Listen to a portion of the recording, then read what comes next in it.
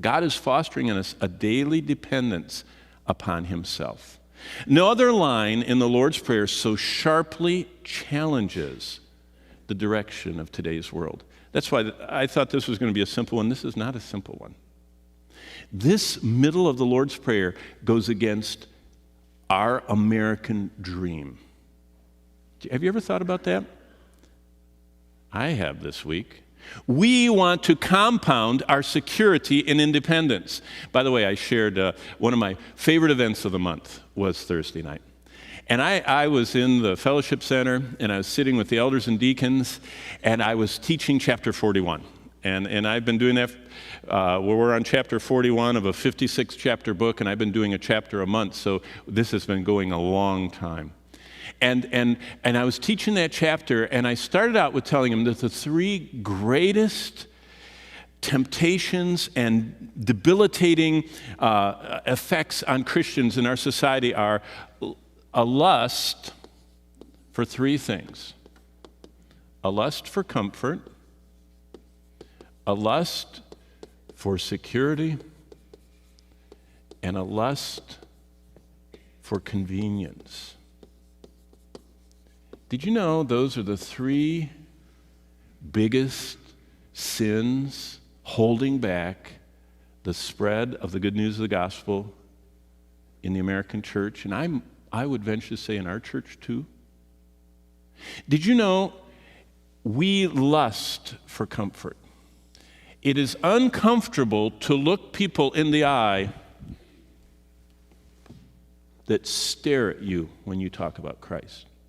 So I would rather not get uncomfortable. So I just kind of let that one go by. It is very insecure. Did you know if you want to serve the Lord and be on duty for him, you cannot have a secure life in a human sense. Most of the needy places in the world, in fact, I was just talking with a dear fellow that sits usually right over there, but I know he's not right over there because I talked to him on the phone, and he said, "Do you hear what's in the background? Waves of the ocean." So we don't have any oceans near enough for him to be here this morning. But this fella was talking to me this week about a mission he sits on the board of, and he said that their missionaries move into the inner city of their towns, and they live in the places where you have to have bars on your windows and multiple locks on your doors. And if you've ever been in places like this, you see crowbar marks when you're visiting people. You can see that their doors have been pried open. Is that a place any of us would longingly move to? Not humanly speaking. Because we have a lust for security.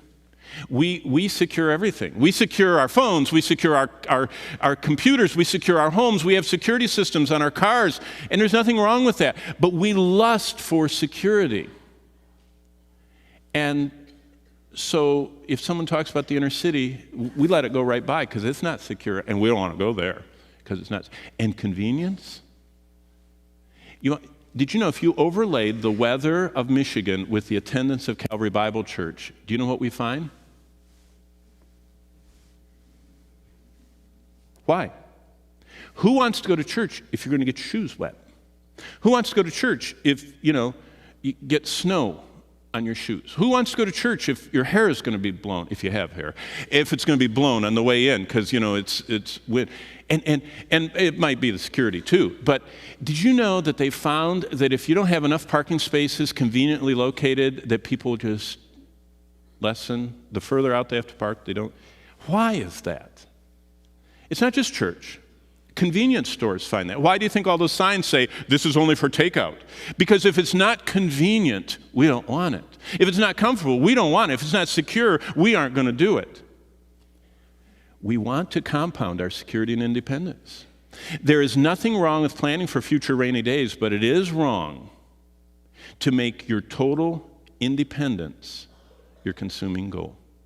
If there's even one of us sitting here this morning whose goal that we are, our education goals and our career goals and our financial goals and our everything goals are we want complete independence, and we want to be able to go to Friendship Village and have the prime steak level till our last day, and we're going to save enough money until that.